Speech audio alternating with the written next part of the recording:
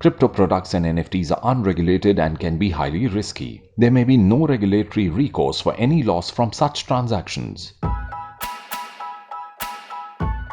दोस्तों पिछले कुछ हफ्तों में क्रिप्टो की मार्केट ट्रिलियन डॉलर मार्क से गिरकर 970 बिलियन डॉलर मार्क तक आ चुकी है और ऐसी अस्थिरता के बीच में बड़ी सारी क्रिप्टो से रिलेटेड कंपनीज को बहुत ज्यादा घाटा देखना पड़ा है।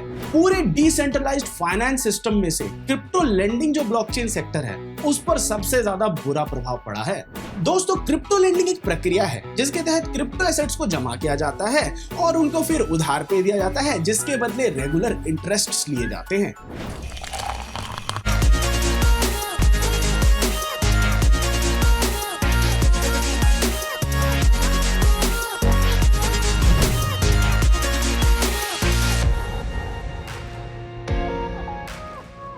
तो फिर तो जाहिर है कि क्रिप्टो लेंडर्स होते हैं वो कंपनीज और प्लेटफॉर्म्स जो कि ऐसी सुविधाएं लोगों को प्रदान करती हैं। नमस्कार मित्रों, मैं हूं आपका दोस्त आदित्य नाझा। स्वागत है आपका क्रिप्टो अनफिल्टर्ड के एक नए एपिसोड पे, जहां पे हम बात करेंगे क्रिप्टो लेंडिंग के बारे में, इसकी दुनिया में और गहरे गोते लगाएंगे और ये देखेंगे कि अभी जो बियर मार्केट चल रही है इसका क्रिप्टो लेंडिंग की दुनिया पर क्या असर हुआ है।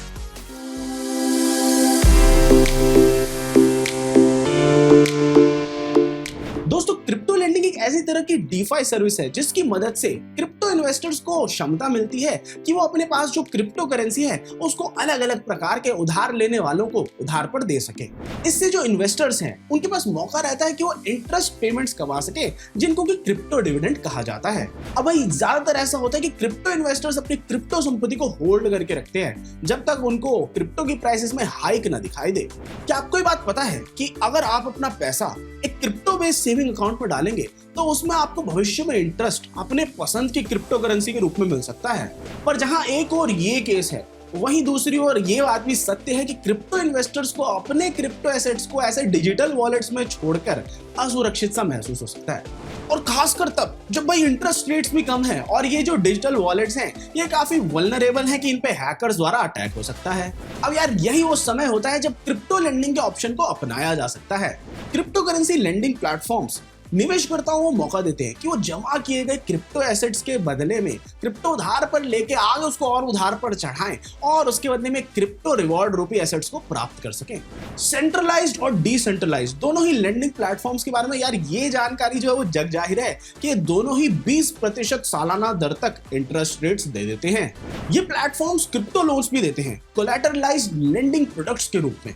यहाँ पर यह होता है कि यूजर्स को कम से कम 100% क्रिप्टो कोलैटरल जमा करना पड़ता है ताकि वो कैश या क्रिप्टो को उधार पर ले सके। हाल ही के कुछ हफ्तों में कई क्रिप्टो लेंडिंग फर्म्स को बड़े ही बुरे दिन देखने पड़े हैं। अभी हाल ही में हुए टेरा के क्रैश के बाद और उसके फलस्वरूप जो क्रिप्टो का डाउनटर्न आया पूरी मार्केट में, उसकी वजह से जर्सी शहर स्थित क्रिप्टो लेंडर वॉयेजर डिजिटल ने भैया अपना दिवालिया घोषित कर दिया है। और ये सब हुआ जब उन्होंने अपने प्लेटफॉर्म पर ट्रेडिंग, डिपॉजिट, विड्रॉल सब कुछ रद्द कर दिया। उसके बाद क्रिप्टो लेंडर सेल्सियस नेटवर्क पर भी अभी एक केस लगा कि उन्होंने कस्टमर्स के क्रिप्टो डिपॉजिट्स का गलत उपयोग किया है। उन्होंने इसका उपयोग किया अपने खुद के टोकन के प्राइस को रिग करने के लिए, जिसके फलस्वरूप उन्होंने जो रिस्क था उसको सही से हेज नहीं किया और अंततः ये हुआ कि कस्टमर्स के जो क्रिप्टो डिपॉजिट्स थे वो फ्रीज हो गए। वॉल्ड एक सिंगापुर स्थित क्रिप्टो ट्रेडिंग और लेंडिंग प्लेटफॉर्म है जिसकी ज्यादातर टीम भारत में ही है। वो भी अभी हाल में खबरों में आए। अब भाई ऐसा इसलिए हुआ क्योंकि उन्होंने कस्टमर विड्रॉल्स को होल्ड कर दिया ऐसी मार्केट स्थिति के बीच में। दोस्तों आज का हमारा एक्सपर्ट के लिए सवाल है कि जो अभी ऑनगोइंग क्रिप्टो विंटर चल रहा है इसकी वजह से जो भविष्य है क्रिप्टो लेंडर्स का और लेंडिंग प्लेटफॉर्म्स का वो कैसा रहेगा। I don't think market conditions have any impact on the lending business or banking business.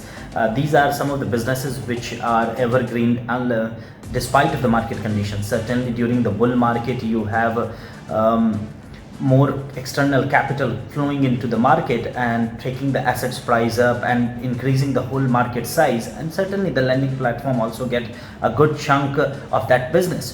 But if we have seen that historically the good and the strong players in lending businesses have been created during the bear market, because bear market is the time when you have fundamentally strong customers coming to the platform who actually believe in the crypto assets, and not just the speculative traders who are just doing leverage, but actual strong believers who are lending for their business expansion, for their operating cost, or you have strong believers in crypto who are lending their crypto because they don't want to sell it. And if you see now the market have gone down from $3 trillion to less than $1 trillion. So certainly this loss in this capital, a smart and educated investor don't want to book that. So lending business will even grow more further during this bear market.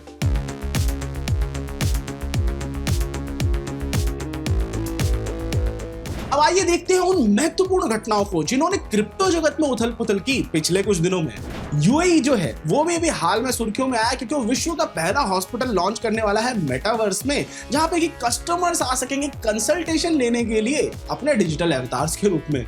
दोस्तों, जहां एक और UAE जैसा देश Web3 को बाहें खोलकर अपना रहा है, वहीं भारत के सेंट्रल बैंक यानी आरबीआई का अभी भी ये मानना है कि क्रिप्टो इंडस्ट्री को इंडिया में बैन कर देना चाहिए। ऐसा हमारी फाइनेंस मिनिस्टर निर्मला सीतारमण जी ने इसी हफ्ते लोकसभा को सूचित किया। घबराइए नहीं, आरबीआई के मानने से भारत में भी क्रिप्टो बैन हुआ नहीं है। इंडिया ऐसा कोई भी कदम उठाने में अभी तत्पर नहीं है जिससे वो ग्लोबल फाइनेंशियल सिस्टम से बाहर हो जाए। निर्मला सीतारमण जी की माने तो भारत सिर्फ तभी क्रिप्टो बैन करने के बारे में सोचेगा अगर बाकी के देश भी इसी दिशा में सोचे।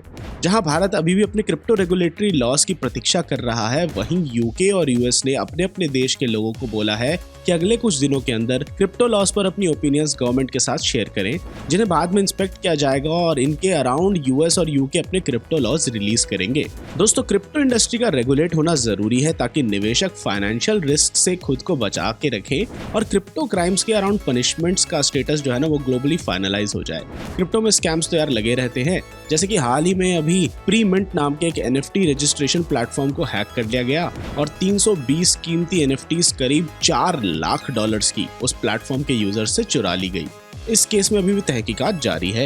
एक सोलाना इन्वेस्टर ने क्लास एक्शन लॉसूट फाइल किया है की पार्टीज के खिलाफ सोलाना इकोसिस्टम में। इन्वेस्टर का कहना है कि की पार्टीज ने झूठे वादे किए और मुनाफा किया अनरजिस्टर्ड सिक्योरिटीज बेच के रिटेल कस्टमर को।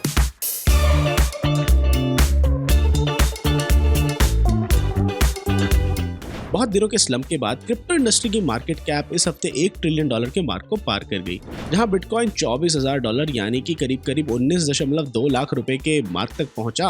वहीं ईथर ने भी $1,524 यानी करीब 1.22 लाख के प्राइस पॉइंट को छू दिया। डोजकॉइन और शिबा इनू के प्राइसेस में भी यार बढ़त देखने को मिली। साथ ही दूसरे ऑल्ट कॉइन्स जैसे Solana, Cardano, ripple, polygon, USD coin, Binance USD और पोल्काडॉट जैसे क्रिप्टो करेंसीज ने भी प्रॉफिट्स बटोरे। अब ये देखने की बात है कि क्रिप्टो इंडस्ट्री इस रिकवरी को जुलाई के बाद बरकरार रख पाती है या फिर नहीं।